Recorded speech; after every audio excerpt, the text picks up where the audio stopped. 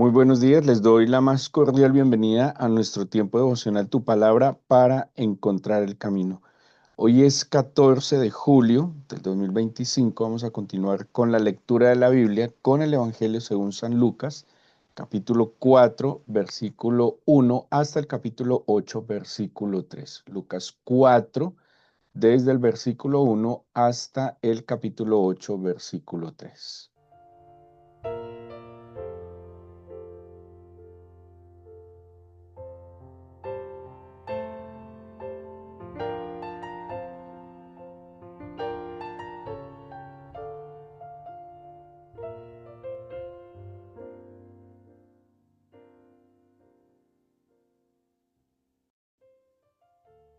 Según la narración sinóptica de los evangelios de Mateo, Marcos y Lucas, el Señor Jesucristo, después de que es bautizado, dice la Biblia, ubiquémonos en el capítulo 4 de Lucas, que es llevado por el Espíritu al desierto, dice el versículo 1.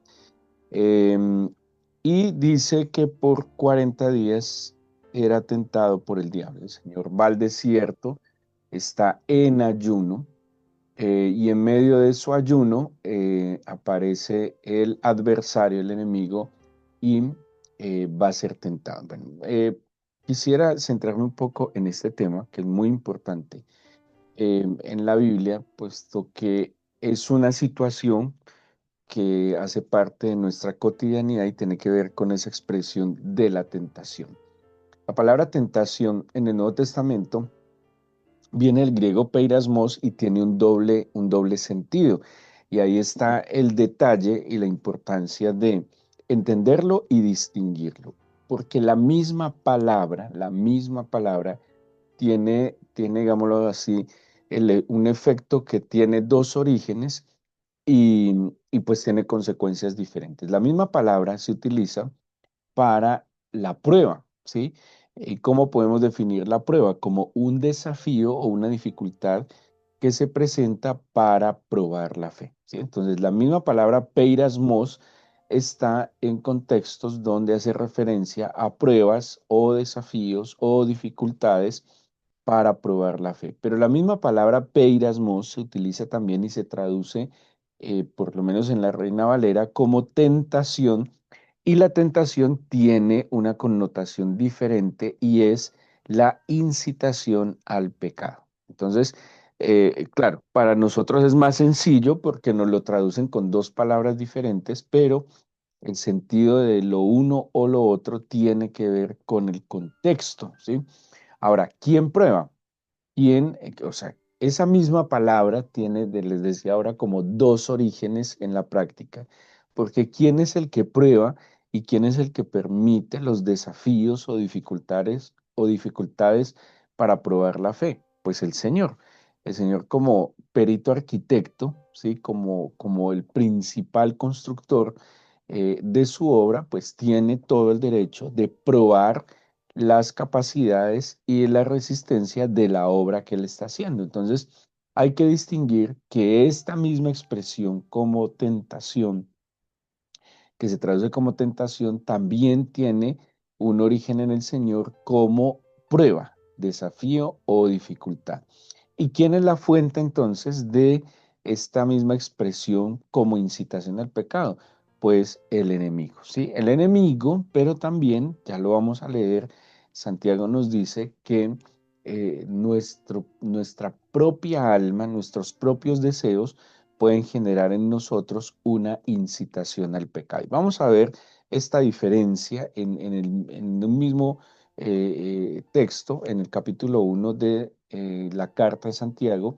Y pues si me acompañan con la Biblia sería excelente para que podamos ir leyendo la diferencia y qué propone el Nuevo Testamento sobre esta situación que es cotidiana para nosotros. Santiago 1, 2 y 3 dice así: Hermanos míos, tened por sumo gozo cuando os halléis en diversas pruebas, sabiendo que la prueba de vuestra fe produce paciencia, mas tenga la paciencia su obra completa para que seáis perfectos y cabales sin que os falte cosa alguna. Aquí nos está planteando Santiago este término peirasmos como un desafío o dificultad para probar la fe, ¿sí? Entonces, aquí claramente es una prueba que busca crecimiento, que busca perfeccionamiento, que busca purificación, ¿sí? Y lo está diciendo: tengan sumo gozo cuando estén pasando por diversas pruebas. Obviamente las pruebas no son fáciles, es como lo que dice Hebreos, pues verdad que los castigos y las disciplinas no son causa de gozo, pero traen un efecto de crecimiento. Asimismo, las pruebas, tal vez porque una dificultad y un desafío no necesariamente es agradable, pero lo que nos está diciendo la Biblia es que en fe lo tengamos con gozo, porque la prueba a la final dice produce fe y la fe produce paciencia, ¿sí?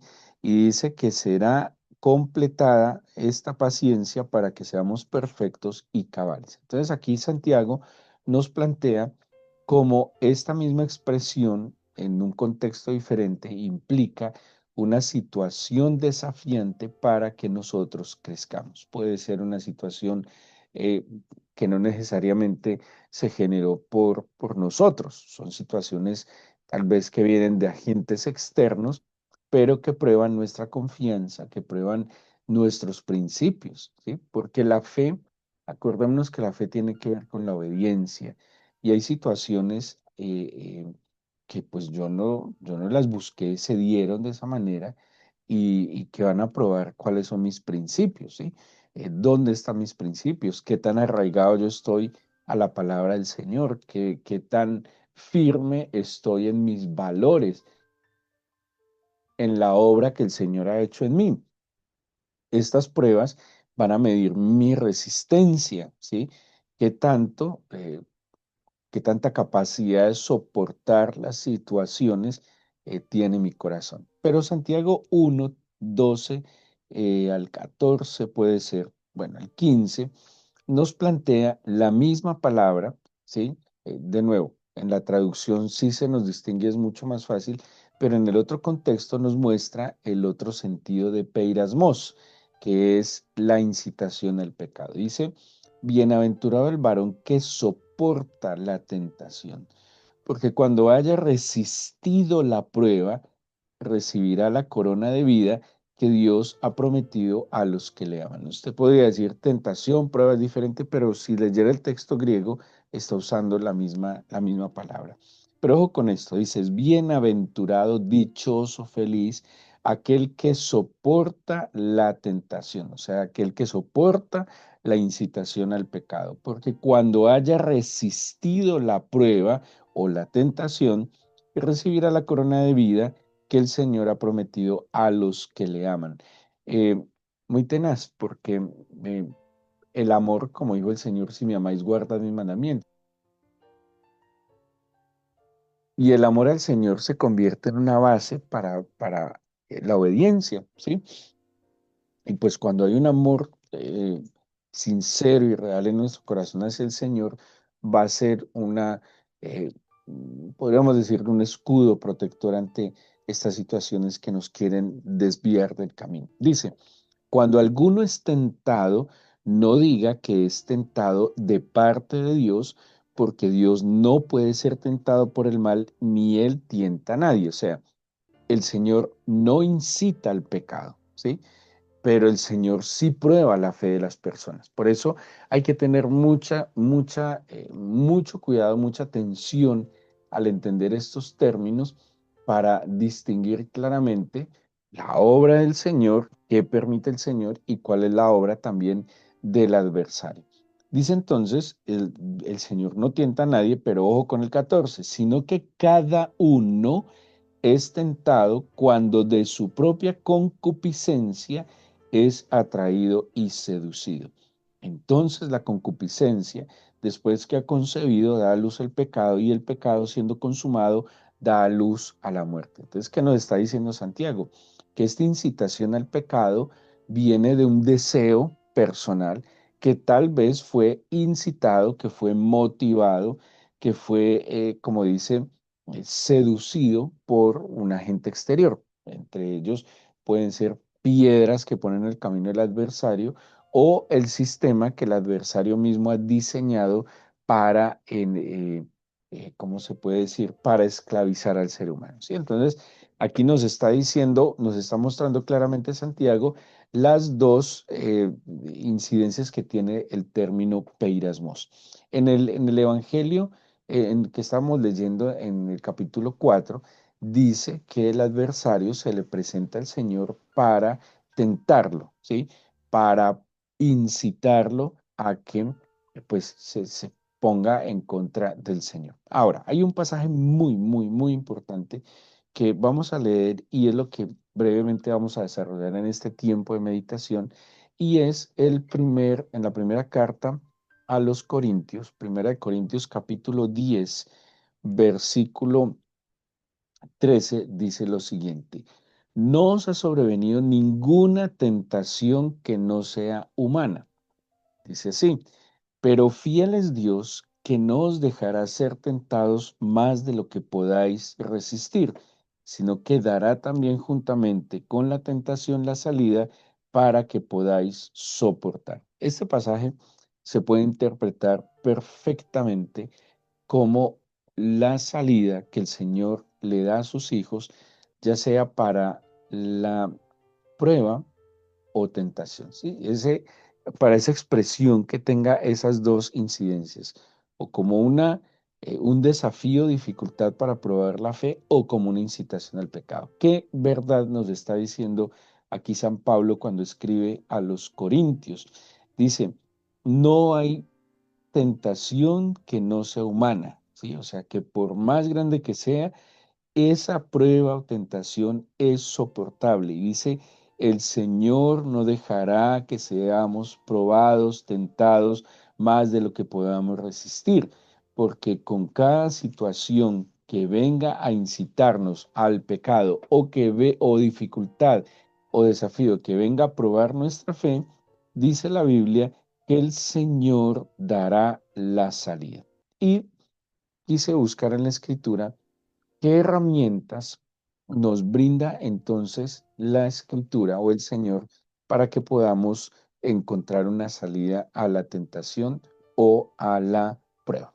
Y cuando les decía que esto es cotidiano, pan de cada día, es que desde el primer momento en que abrimos nuestros ojos, nosotros nos enfrentamos a la necesidad de tomar decisiones, ¿sí?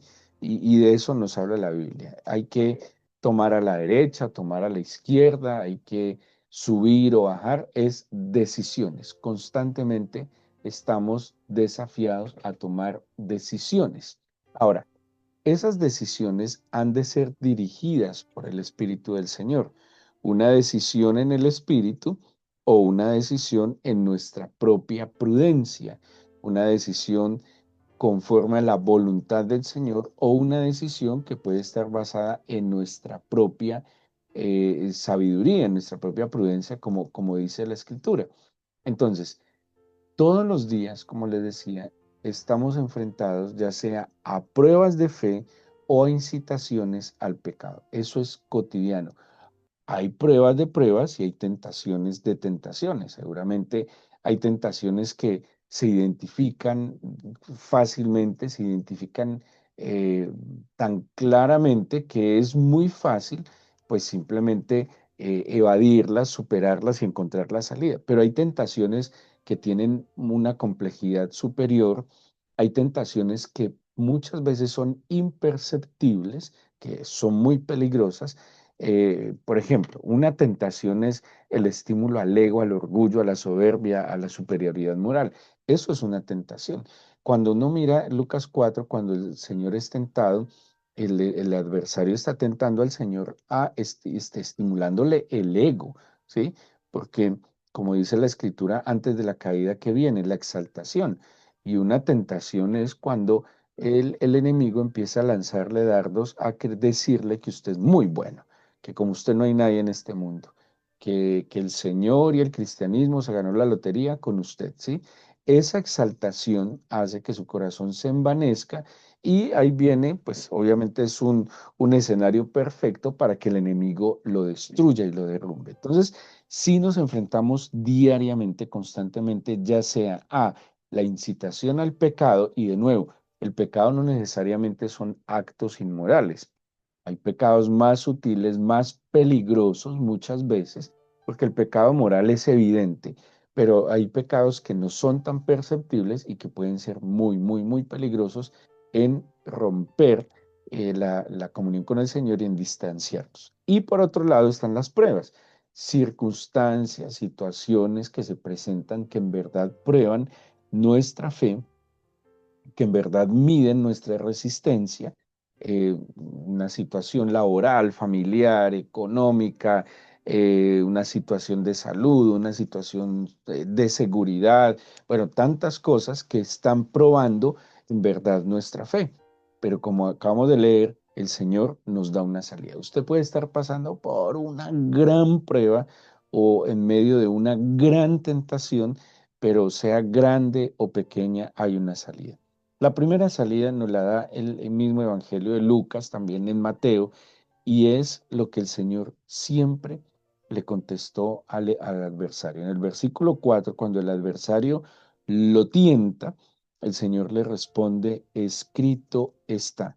Y por cada tentación que el enemigo iba a presentarle al Señor, por cada circunstancia o forma como el enemigo quiso hacer caer al Señor, siempre el Señor le contestó, escrito está.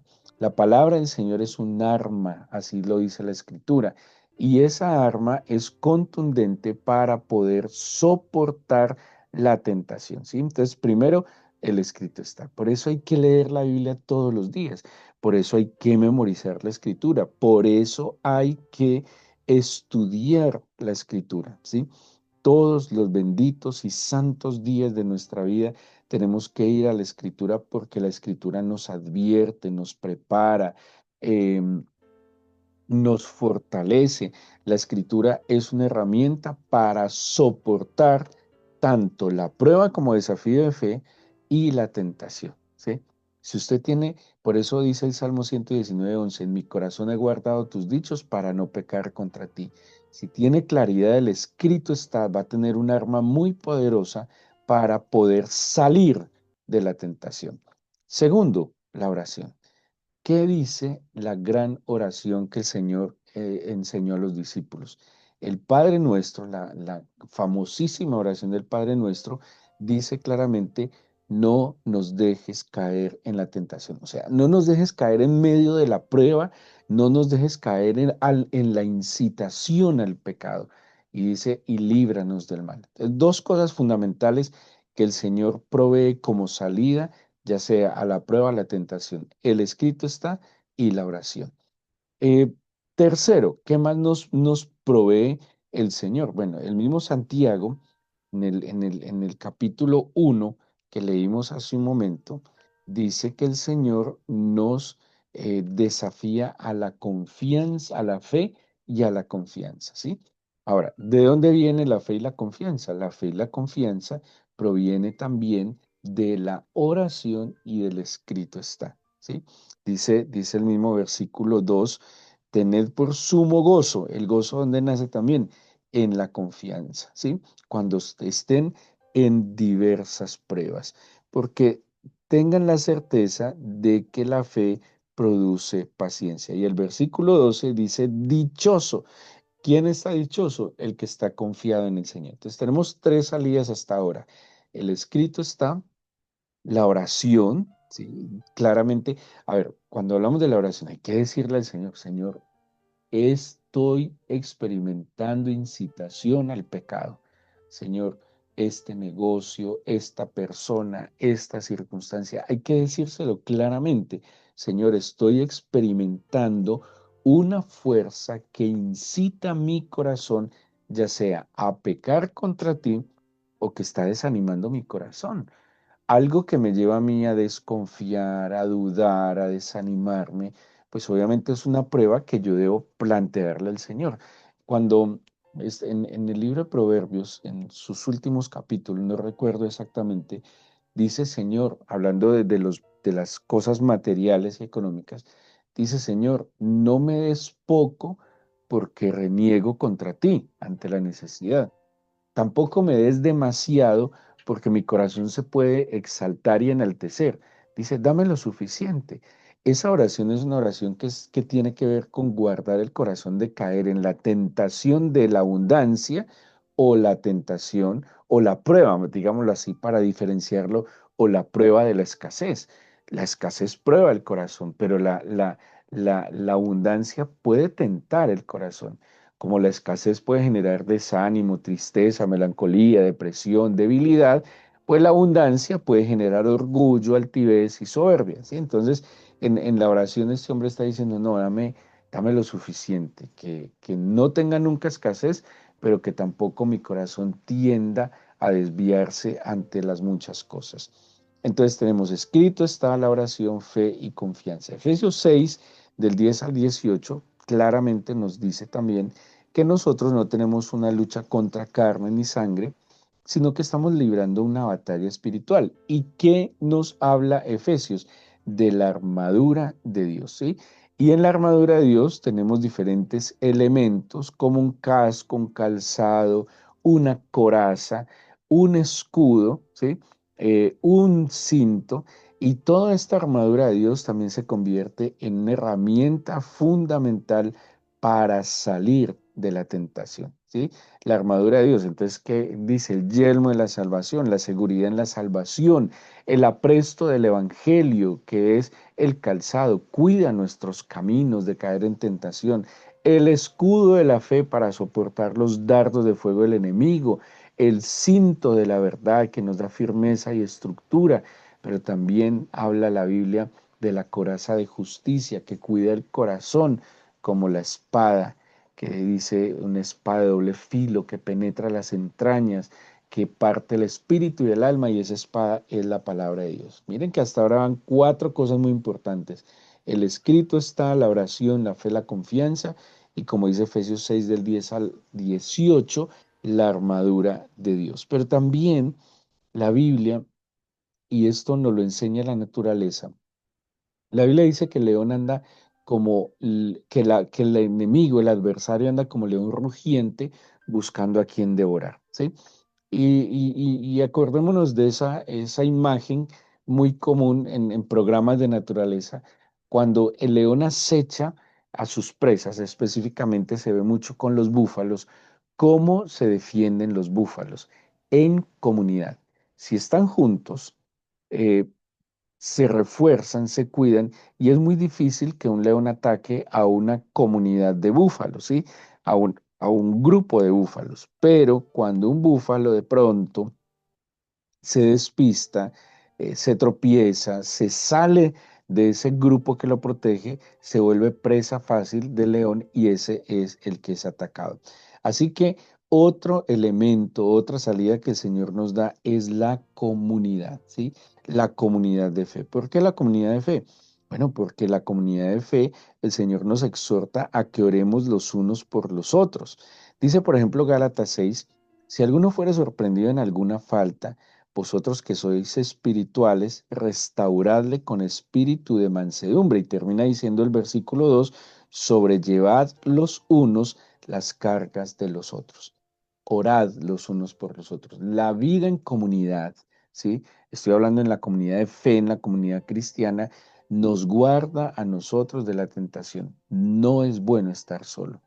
Ese cuento que yo encuentro a Dios en toda parte, que yo no necesito que nadie me instruya, que yo no necesito congregarme, es una tentación que pone el enemigo para debilitarlo, porque divide y reinarás. Te alejo de la comunidad, te alejo de la familia. Por eso, todo agente externo que venga a mí a separarme de mi iglesia, a separarme de mi familia, es algo que no puede venir del Señor porque el Señor propende por la unidad familiar, pero también por la vida en la comunidad de fe.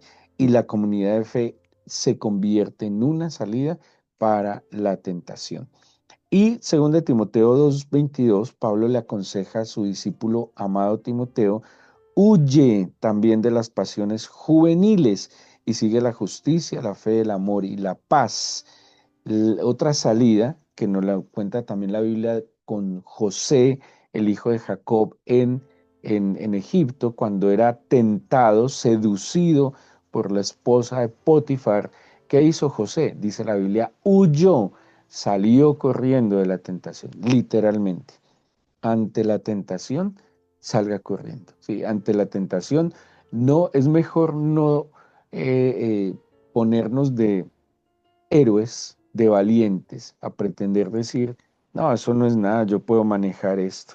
Miren, yo he escuchado en todos los años que le he servido al Señor ese cuento de que yo lo puedo manejar y terminan manejados por esa situación. ¿Sí? Es mejor huir, es mejor ser un cobarde vivo y no un valiente muerto que haya caído en medio de la tentación. Y por último, y muy importante, Gálatas 5, el versículo 16 nos exhorta a que andemos en el Espíritu y no satisfagamos los deseos de la carne. ¿A qué hace referencia? Pues a propender la vida espiritual, ¿sí? Ahora, todo esto que les estoy planteando, el escrito está, la oración, la fe y la confianza, la armadura de Dios, la vida en comunidad, el huir, identificar todo aquello que me está incitando al pecado y huir de él, pues obviamente va a fortalecer nuestra vida en el espíritu, menguar para que tú crezcas. El Señor, ¿cómo soportó la tentación en el desierto? Bueno, la soportó porque, como dice, antes de la tentación, porque estaba en el Espíritu después de ser bautizado. Bueno, eso de la vida en el Espíritu tiene, em, digámoslo así, algunas tareas que hacer, pero empecemos por el escrito está diariamente, por la oración constante. Es que la Biblia nos llama a orar siempre, constantemente, en todo momento. Hay que tener espacios exclusivos de intimidad para la oración, pero la oración debería ser un acto casi automático y voluntario durante todo el día, todo lo que hagamos la oración. Mantener al Señor presente también nos va a ayudar a nosotros a soportar la prueba y la tentación, ¿sí? Mantener meditando en su palabra, tenerlo presente, orando, encomendándole, pidiéndole dirección. Eso nos va a ayudar mucho para que no caigamos, ya sea cuando venga la prueba y que nuestra fe salga más fortalecida, o cuando venga esa incitación a irnos en contra del Señor y en nuestro prójimo. Por eso, con humildad, Padre, en esta mañana te oramos y reconocemos que sin ti nada somos. Te pedimos discernimiento de tu espíritu para distinguir el contexto, Señor, de esta expresión que es una verdad cotidiana en nosotros. Cuándo es un desafío o una dificultad para probar la fe, o cuándo, Señor, es una incitación para que yo peque contra ti y contra mi prójimo. Dígale al Señor eso, sobre todo discernimiento. Discernimiento y certeza en tu palabra, que no nos ha sobrevenido ninguna tentación o prueba que no sea humana, y que así como viene, Señor, tú proporcionas la salida, y que en la Biblia claramente tenemos salidas a la prueba y a la tentación. Ayúdame a inquirir en tu palabra, a amar tu palabra, a escudriñar tu palabra, a entenderla, asimilarla, obedecerla. Pero también enséñame y ayúdame a encontrar en la oración mi refugio, y que la oración nunca sea una obligación, que la oración no sea una carga para mí, sino que sea, Señor, una salida, un privilegio, una oportunidad de experimentar alivio, de experimentar, Señor, sanidad y libertad. Yo te pido que aumentes mi fe, aumenta mi medida de fe para confiar en ti y en tu palabra.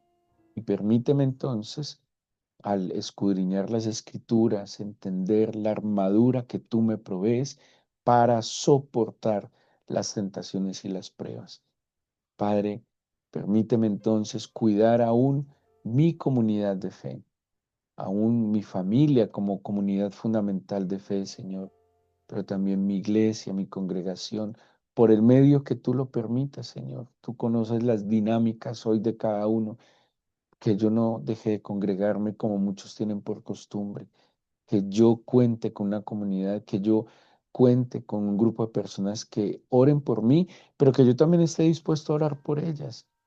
Por eso, dígale, Señor, permíteme cuidar esa red de apoyo que es la iglesia, esa red de intercesión que tengo en la iglesia, Señor. Ayúdame, por favor, y guarda nuestra iglesia, que siempre haya palabra, semilla buena en medio de nosotros y que tú no dejes tu obra, Señor. Por favor, guarda, cuida tu obra, prospera tu obra, Señor, en medio de nosotros. Y dígale, Señor, dame la agilidad, la habilidad y la determinación para saber huir en su momento de toda fuente de tentación. Y también, mi Padre, enséñame a vivir en el Espíritu, porque el ocuparse de la carne es muerte, dice Romanos 8, pero el ocuparse del Espíritu es vida, es libertad, es esperanza y sanidad. Gracias por tu palabra, porque tu palabra, Señor, me alienta, tu palabra me fortalece, y tu palabra es la lámpara que me ilumina para andar en tu camino. Te bendigo, Señor, y te agradezco que escuches nuestra oración en el nombre de Jesús. Amén.